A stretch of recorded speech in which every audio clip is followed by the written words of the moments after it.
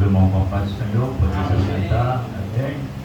Graças a Deus por tudo, por todos, pelo grande privilégio que nos concedeu, né? Eu sempre dizia o primeiro milagre do dia quando nós acordamos, né? Acordamos, é o primeiro milagre do dia e nós agradecemos a Deus. Já são 8h29, ainda dá para cantar um hino, né? Esse é de acordo com o que estou vivendo.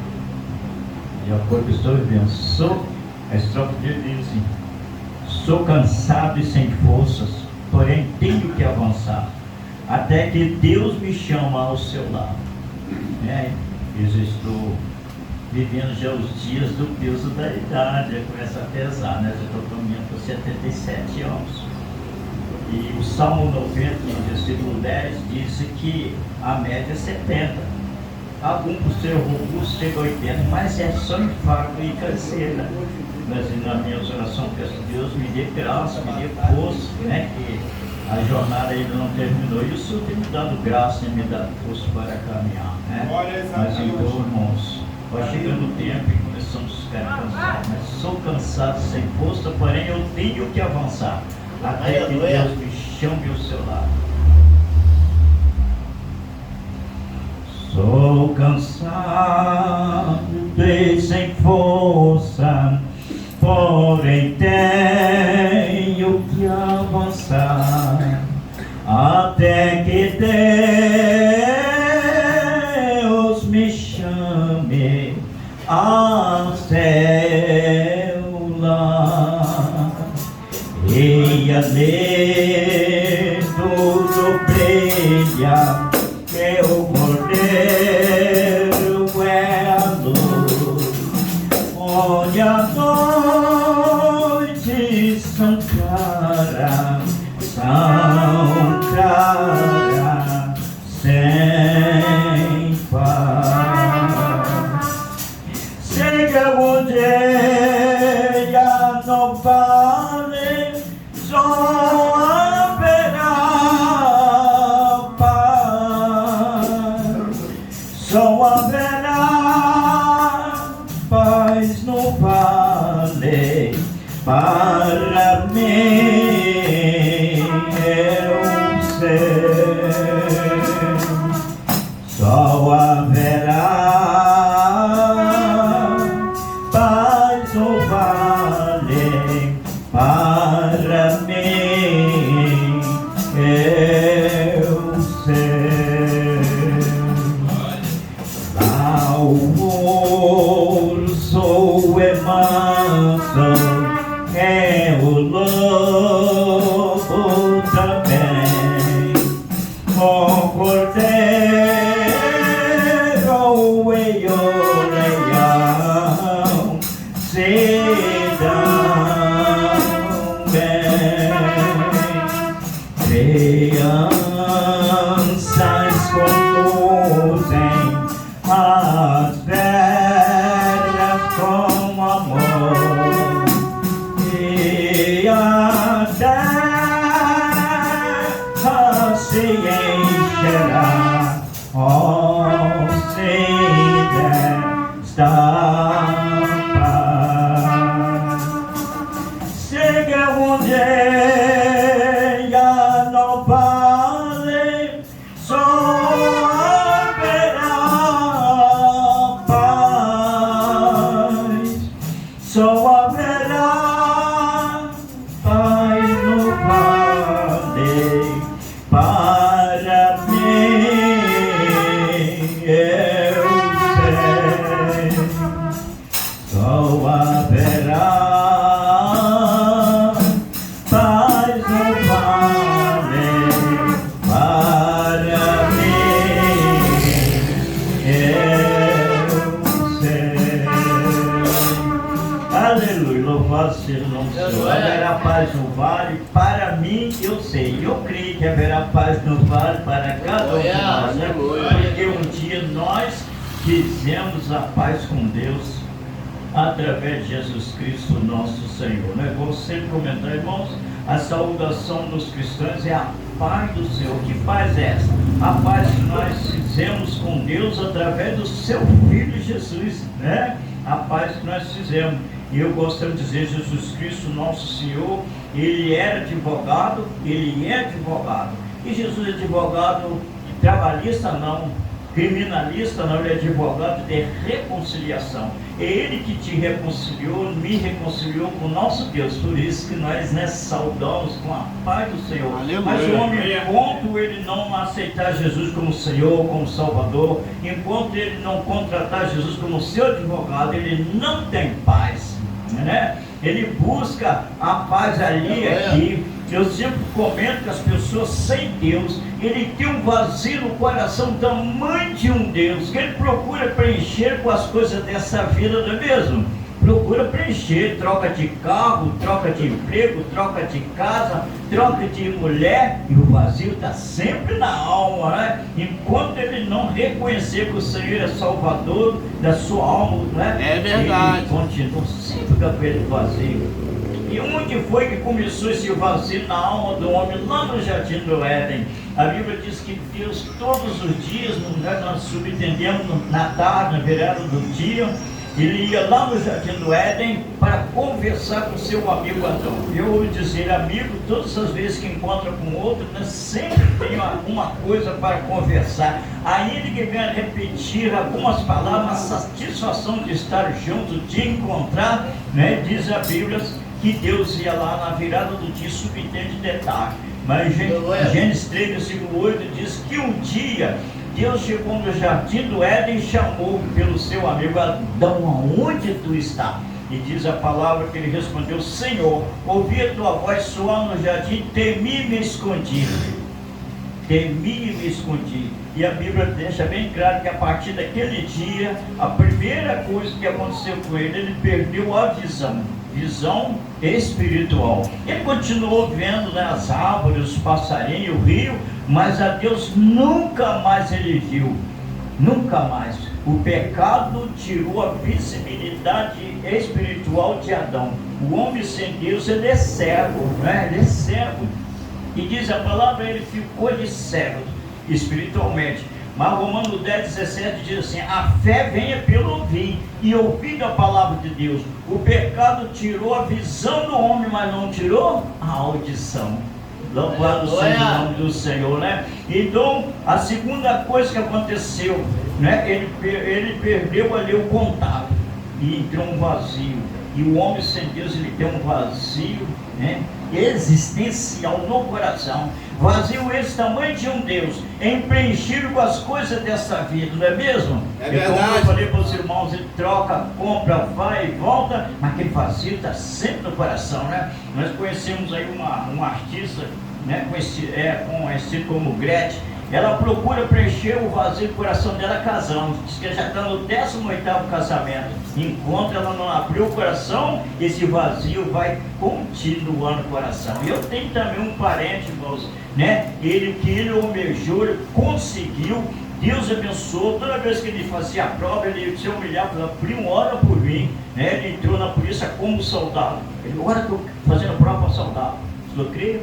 Você não pensou, a pessoa, aqueles que creem, a pessoa não sendo crente, mas se ele creu, o Senhor não pensa que você não pensou. Esse homem cresceu, prosperou, ele chegou à autoridade máxima da polícia, coronel, mas ele tem um vazio, irmão, né? Existencial. Ele já trocou acho que umas 4 vezes de mulher, ele troca de carro, ele troca de casa, mas eu já falei isso. Falo para ele não ser uma oportunidade, mas ele está o quê? Relutando contra quem? Contra o Espírito Santo, né? Meu Deus, lutando. Então eu estou fazendo afirmativo, né, irmãos? O homem sem Deus tem um vazio na alma, um vazio no coração existencial, preenchido com as coisas dessa vida. Só quando ele dá ouvido à voz do Espírito Santo, né? Apocalipse 3:20, eis que estou à porta e bato. A porta do coração do homem. Se tu abrir, se abrir, não posso, né? Se tu abrir, eu entrarei e serei contigo. Eu entrarei, né, e otorgarei alegria, né? Sei, quer dizer, festa, alegria, né? Se o homem abrir, ele entra. É importante que o nosso Deus, ele não nos obriga, né? Não, ele não obriga, né? Que Deus amoroso espera, né? E bate, se tu abrir, eu entrarei e serei contigo. Meu irmão, vou olhar aqui o Salmo 37. A minha esposa missionária Helena leu o Salmo 37, né? E só o primeiro versículo: não te indignes por causa dos malfeitores, nem tenhais inveja dos que praticam iniquidade. É um conselho para você, para mim, para nós, uma advertência. Não tem inveja, né, da prosperidade do ímpio, não tenha daqueles que, né, provocam iniquidade. Não tenha inveja, está recomendando, não tenha inveja. Meu Deus. Não te indigne por causa do malfeitor, e nem tem inveja dos que praticam iniquidade. E às vezes não, a gente encontramos algum cristão aí com pouco conhecimento, que a gente observamos que tem inveja. E eu tenho conhecimento de pessoas, meu, que acabaram desviando o caminho do Senhor, acabou abandonando a igreja por olhar o que? A prosperidade do ímpio, né? Salmo 73, versículo 2, e disse Asaf: meus pés quase se revalaram, quer dizer, quase me desviei por ficar olhando o que? A prosperidade do ímpio. Meu Deus. Né?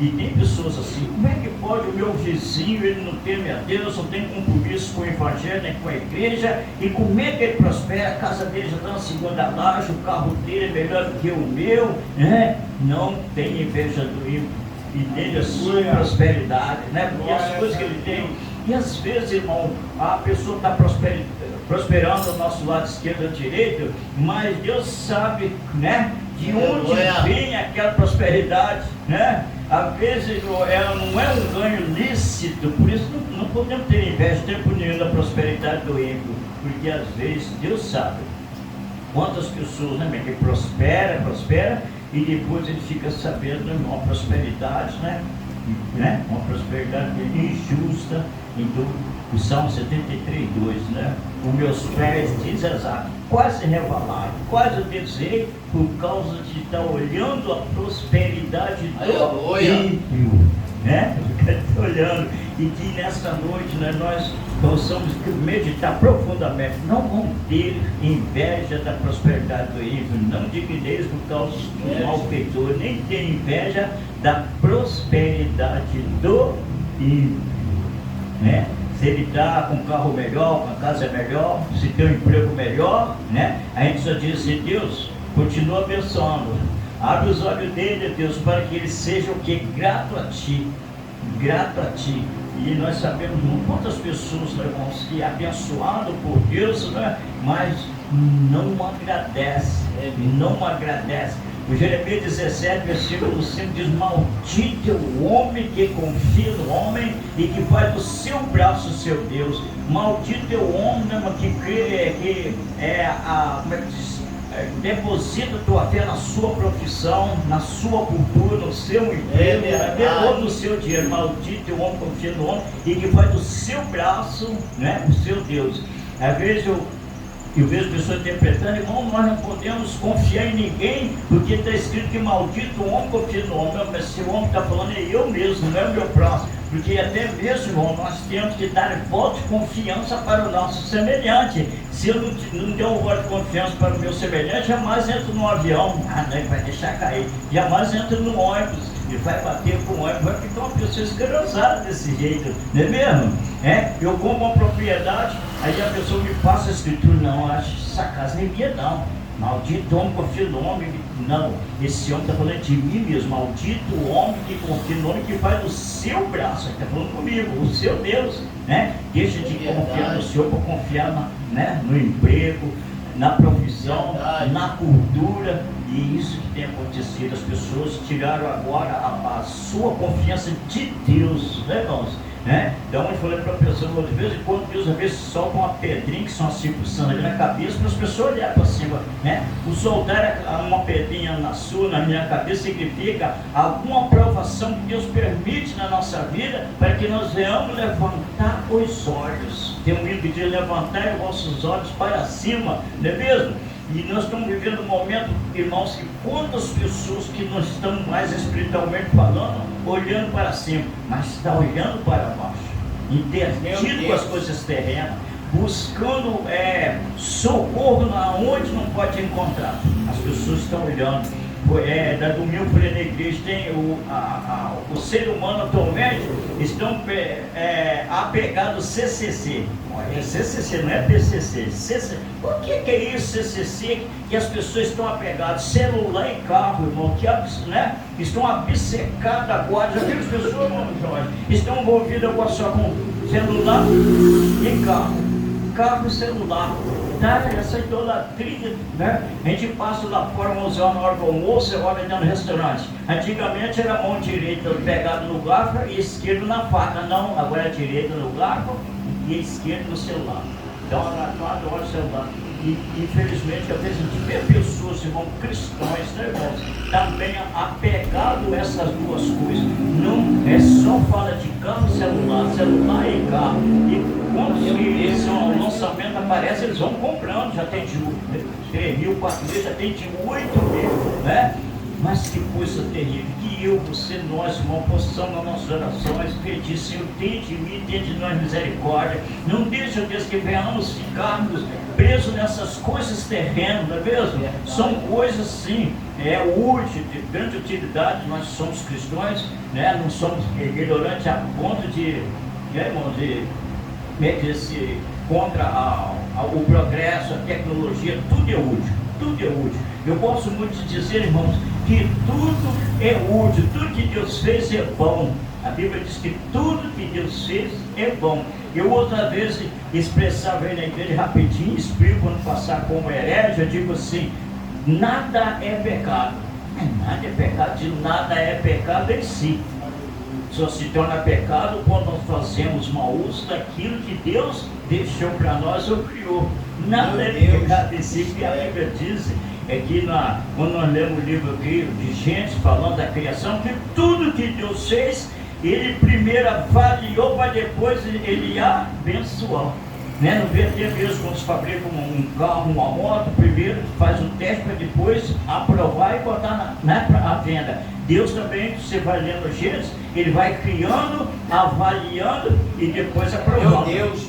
E tem uma coisa em Gênesis que Deus criou, avaliou e reprovou. Gênesis 2,18, o que Ele fez? Fez o homem só, sem companheira. E quando Ele olhou, disse, não é bom que o homem fique só. Mas Ele reparou, fez uma companheira para o homem, né? Então tudo que Deus fez é bom. O que é pecado, então, pastor, eu fazer mau uso daquilo que Deus me deu. Outra coisa que eu uso dizer, irmãos, que quando eu digo nada é pecado em si, pecado é bom fazer mau uso, certo? Né? Mas Deus, o Todo-Poderoso, Ele conhece nós por dentro, por fora, diz a Bíblia, nosso sentar, nosso levantar, né? E conhece a intenção dos nossos corações. Então, nosso Deus, o Todo-Poderoso, irmãos, Ele é um Deus, eu até uso dizer em parte, nosso Deus não é um Deus de proibição. Não. Ele é um Deus de limite. Ele é um Deus de limite. Ele é um Deus de limite. Glória a Deus. É isso que nós temos que procurar compreender. Deus é um Deus de limite. Ele diz assim, o homem não pode ter mulher, mas ele bota limite, que seja marido de uma só. Ele não diz, o homem não pode beber, não embriagueis, beber demais. Ele não diz que nós não podemos bater, o limite, não matarás, excesso de pancada. Vai acompanhando para ver, irmão, nosso Deus é um Deus de limite, né? Ele bota limite, mas Ele te deu a você, a mim, toda a liberdade Deus nos deu. Só que Deus deu sabedoria para andar dentro do limite de Deus. Então tudo que Deus fez é bom e abençoou. É para o nosso bem-estar. E que Deus, irmãos, nos guarde dessa coisa, né? Não se indigneis por causa dos malfeitores e nem tenha inveja do que prospera no seu caminho. E isso tem levado muitas pessoas a se desviar do Evangelho. A competição, o vizinho, né, trocou de carro, eu vou trocar. Mas para isso eu preciso de outro emprego. E eu tenho falado muito, irmão, cuidado com o inimigo da nossa alma. Ele não tem poder, mas ele tem uma coisa chamada astúcia. Irmão, eu vim na escola dominical porque o meu trabalhozinho que eu tenho que ir domingo, sabe o que é, né? Mas mais um pouquinho, né? Irmão, é um devido culto para o meu emprego, a situação. E assim o inimigo trabalha, ele é astucioso. Eu uso dizer na igreja que eu tenho um prazer de denunciar o inimigo. Denunciar, ele é astuto, ele não tem poder, mas ele tem astúcia, né? Ele não tem poder, mas ele tem astúcia, né? A Bíblia fala de um grande pregador chamado João, né? É o Mateus capítulo 11, versículo 11, de nascido de mulher, o maior profeta foi João, né? E o inimigo usou uma astúcia que levou ele a ser degolado, né? O que João fez? João fez uma coisa que não é fácil, irmão. Ele falou a verdade. Eu tenho falado, irmãos, nós temos que pedir graça a Deus para pregar a verdade, mas também viver a verdade. Porque pregar a verdade não é muito difícil, não. Difícil é viver a verdade. O que nós vemos por aí, mas pregadores hipócritas pregam uma coisa e vive outra, né? Então Deus quer, nós pregamos a verdade e vivemos a verdade. E João, por falar a verdade, ele perdeu a cabeça. E eu tenho falado com os irmãos, quem fala a verdade tem algumas perdas. Perde promoção no quartel, perde promoção no emprego, perde amizade, né, de parente. Mas João Batista não perdeu só isso, não. João Batista perdeu, foi a cabeça. Mas nós temos o prazer de dizer, perdeu a cabeça, mas não perdeu a salvação, né? Não perdeu. Porque, irmão, existe um pecado chamado pecado de omissão. Se eu mando falar, eu não falo. Pecado de omissão. Se Deus mandou falar, fala. Ah, mas eu vou perder. Aí uma coisa de você diz que profeta ganhar o mundo todo e perder a tua alma. Que adianta você omitir a verdade para não perder a amizade dos compadres? E naquele grande dia é cobrança. Então, o crente não tem poucos amigos. Nós temos poucos amigos, né? Que aproveita o homem ganhar o mundo todo e perder a sua alma. João perdeu a cabeça por falar a verdade. Qual foi a verdade que João falou? A Bíblia diz que ele que procurou o rei Herodes, né? E chegou lá, ele lançou em rosto: rei, não é lícito você ter por amante a Herodias, era esposa de Filipe. Filipe é teu irmão, é tua cunhada. Se meteu na vida particular do rei, e o rei diz que ele, a Bíblia afirma que ele ficou irado, né? Falar com o rei não era fácil, mas ainda foi chamar o homem a atenção, né? E diz a Bíblia que ele arquitetou o quê? Matar João. Mas ele temeu o povo. Temeu por quê? Porque o Mateus 11:11 diz: nasceu de mulher maior profeta. Aí causou uma repercussão. Trazendo para o dia de hoje, na comunidade, descer para o assalto, que é maior, né? E arrebentar a loja, né? Então ele falou: não, vou promover um grande problema. E aí diz a Bíblia que ele disse: não posso matar João, mas eu posso mandar prender. E o que a Bíblia diz? E ele mandou prender João. E o que eu quero dizer com isso? O inimigo não tem poder, mas tem astúcia. Ele não pode te matar, mas cuidado que ele pode te prender em 2 empregos para atrapalhar a tua vida espiritual. Pode te prender criando neto. Eu conheço vários irmãos, eu não vi não, eu estava cuidando do meu neto. E aí onde a sua filha foi num lazinho aí, deixou o menino comigo. Sabe, Jesus tem poder, irmão? Eu tenho cuidado com o inimigo, não, meu irmão, ele é astúcioso. Eu sou pai de 4, né? 2 homens e 2 mulheres. E às vezes o menino, quando começou 17, 18 anos, ele começa a namorar, pensar em casar. Ou crescer com as duas, eu disse: ó, não tenho pressa que vocês casem. Escolhe a vontade. Pode ser preto, branco, baixinho, barrigudo, só que eu quero um homem que tema a Deus. Falei: não adianta estar um bonitão que você vai dividir o marido. E eu ainda tinha um negócio que eu dizia: eu não quero, o meu querido, eu não quero que vocês casem com motorista. Sabe o que acontece? É perseguido de mulher e não quer que vocês casem com polícia. Não adiantou nada, duas como polícia, né? Agora, a minha mais velha, o polícia é um pastor, né? Ele é um oficial militar muito bom, está reformado agora, né? Muito vestido aqui queimado, filho do pastor Júlio Sena, conhecido como Ti, né? Não é de meu germe, mas quem conhece sabe que é uma benção ele, né?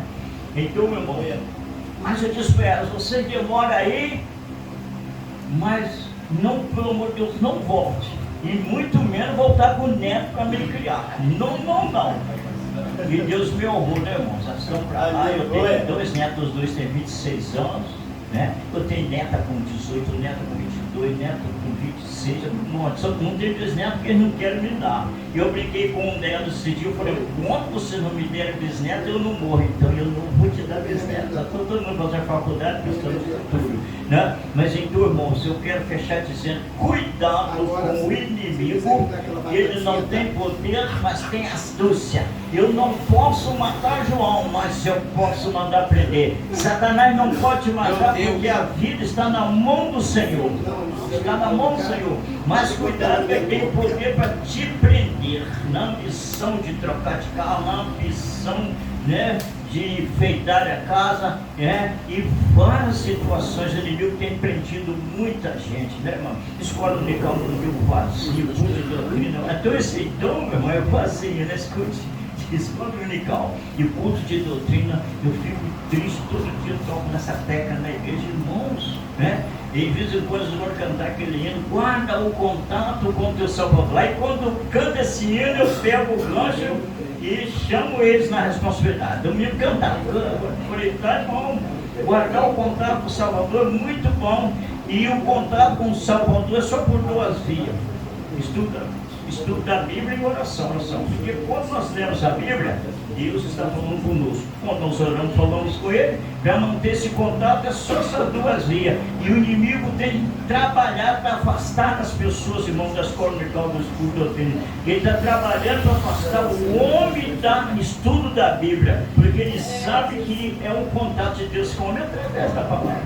Não é mesmo? E também é afastar as pessoas das vigílias, consagrações, das orações, porque ele sabe que quando nós oramos, falamos com Deus. Quando lemos a Bíblia, é Deus falando conosco. O contato por duas vias, ele trabalha 24 horas para cortar esse contato. Guarda o contato com o teu Salvador e as nuvens do mal não te cobrirá, né? E aí o inimigo sagazmente, eu vou dizer, irmãos, enquanto tem algum cristão que não está nem interessado em conhecer a Bíblia, não está nem interessado em ler a Bíblia, o inimigo conhece ela de capa a capa, de Gênesis Apocalipse.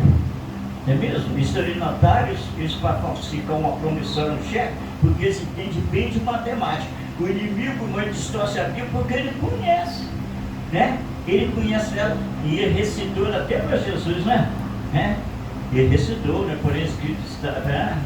Justamente recitou a Bíblia para ele. Então que Deus tenha de nós misericórdia, que viemos despertar-nos, que não viemos amassar a palavra, né? Luz para o meu caminho, né? É a tua palavra, lâmpada para os meus pés, luz para o meu caminho, é a tua palavra. O crente tem que ter debaixo dos pés luz, né? Porque nós estamos vivendo um mundo de densas trevas, né? Como o Mateus 24, versículo 12, né, diz: por aumentar a iniquidade, o amor de muitos esperando de questão. A iniquidade está aumentando, né, irmão? Como que o pecado está evoluindo? Tanto vicionismo, né, irmão? Tanta prática, né, irmão? Indecente, coisas horríveis. E então um sinal que Jesus está voltando é a multiplicação da iniquidade. Por aumentar a iniquidade, o amor de muitos esperando e de quase tudo. Então, o grande sinal que Jesus está às portas é uma coisa chamada perda do amor. Quase não existe mais amor, né? Não existe, é quase que a pessoa trata deles a gente bem, mas não é por amor, é interesse. E isso aborrece tanto a Deus, né? E a nós mesmos, quando percebemos que alguém nos trata bem, nos abraça, nos trata bem, e aquela coisa, mas descobre, não tem amor nenhum por mim. Ele está interessado, não é que eu sou, mas não é que eu sou, mas o que eu possuo. É muito triste, é mesmo, irmão? Mas que nas nossas orações, Deus, dá-me amor para com o meu semelhante, dá-me amor para contigo, amor para com a tua palavra. Chegou o momento, irmão, nós clamar ao Senhor e pedir essa coisa chamada amor, que o amor tudo crê, tudo suporta, né? E o amor está entrando em extinção, né?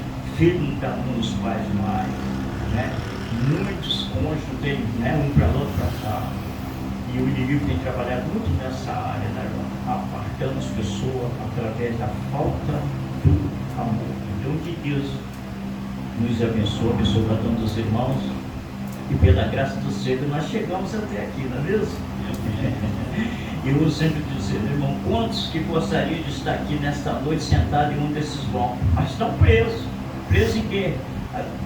Eles vão rodar de cerveja, preso entre as quatro paredes concretas do bambu, preso na mão de Satanás, numa macumba, não é mesmo? Tem muita gente preso por aí. Verdade. E nós, irmãos, somos livres, somos libertos do Senhor. Aleluia, Nós glória a temos o Deus. direito pela nossa Constituição brasileira, o direito de ir e voltar, comprar, vender e emprestar. Mas também pelas leis sagradas nós somos também libertos. O crente ele é liberto duas vezes. Liberto pela nossa lei, pela Constituição brasileira, né, da democracia, e somos libertos também pelas leis sagradas. Mas o homem sem Deus, ele é, né? Ele está livre pela lei da Constituição, por direito de comprar e vender, mas quando para na área espiritual, né? Mas são livres, mas são escravos do pecado, e, né? Escravos do pecado, e principalmente muitas pessoas escravizadas por uma coisa chamada dinheiro, né?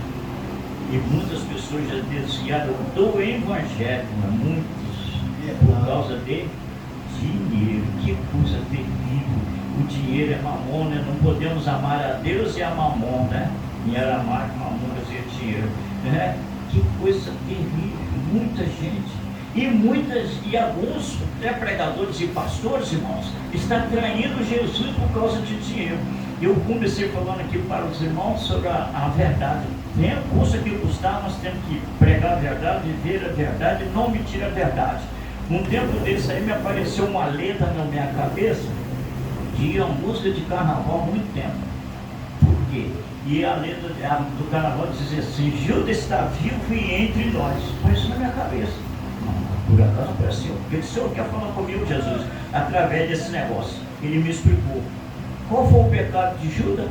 Traiu Jesus. E ele traiu Jesus por quê? Por causa de dinheiro. Aí ele falou: pois é, quantos pastores aí que eu estou mandando falar a verdade e ele está me traindo?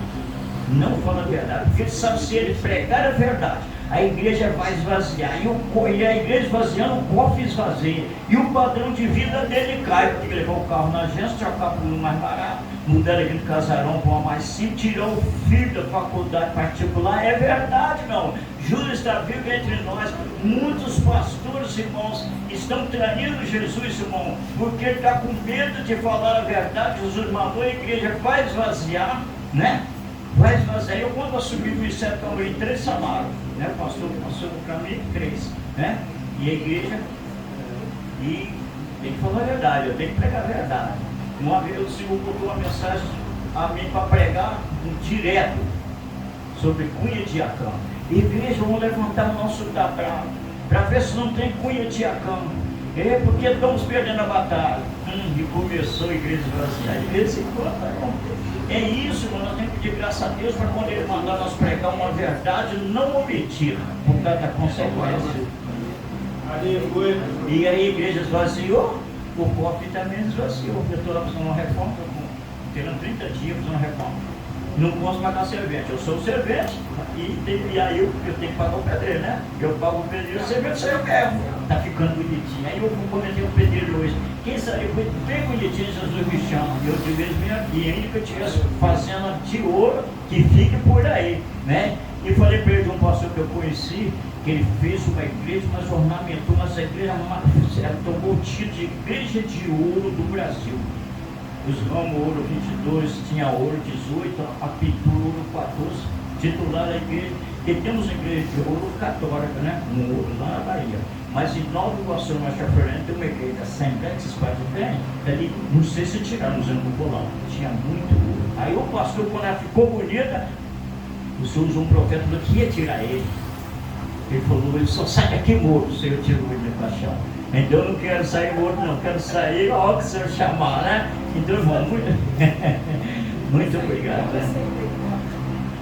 Ele saiu mesmo, né? Teimoso, ele falou essa palavra: só sai daqui morto. Depois de eu trabalhar tanto, 20 anos, coloquei ouro nessa igreja, agora vai vir um bonitão, nem não ajudou a virar uma parte concreta, eu só saio daqui morto. Não vai sair. Foi ele falar, saiu, entrou bonitão no lugar dele, né?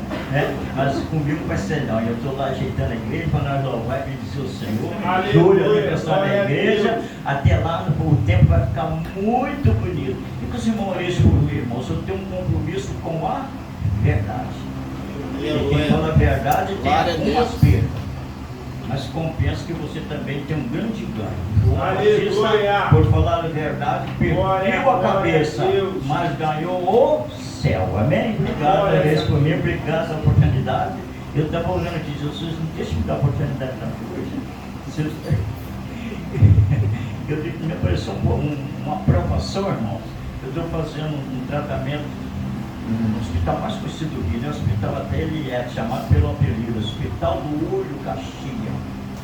Todo mundo vai e volta, mas eu não sei o que está vendo. Ora por mim, tá, né? Eu já na mesa da operação já tinha espirrado no meu olho umas 8 vezes o nome trosqueado com a pimenta, isso que é para dilatar a pupila, não sei o que, não tem essas coisas. Aí quando deitou, 2 da tarde, gente, olha lá, fora me esperando, né? Daí eu falei, agora Jesus, cheguei ao final, deitei, aí dei muita anestesia, aí falou, vou pegar primeiro o direito, tá mais pior, o esquerdo fica depois, né? Tudo bem. Eu digo para mim, ela falou para o chefe aqui, eu não vou operar esse moço, porque ele pode ficar cego. Aí, não, estou querendo enxergar, vou piorar, estou melhorando quietinho. Eu não vou operar ele não, porque ele pode ficar cego, porque as vistas dele estão com uma pequena inflamação, tá? Aí o homem confirmou, aceitou o que ela falou. Eu também aceitei, né? E eu vou encaminhar ele agora para um oftalmologista. Começou tudo de novo, irmãos. Aí semana passada eu fui lá para começar tudo de novo. A doutora me mandou ainda para outro lado, mandou para Sarapuí, Gramacho. Cheguei lá hoje 15 para as 7. Estamos somente de pegar um papelzinho, bota assim, volta em julho. É isso, só graças a Deus comigo, que o Senhor tem um plano em cada situação. Talvez que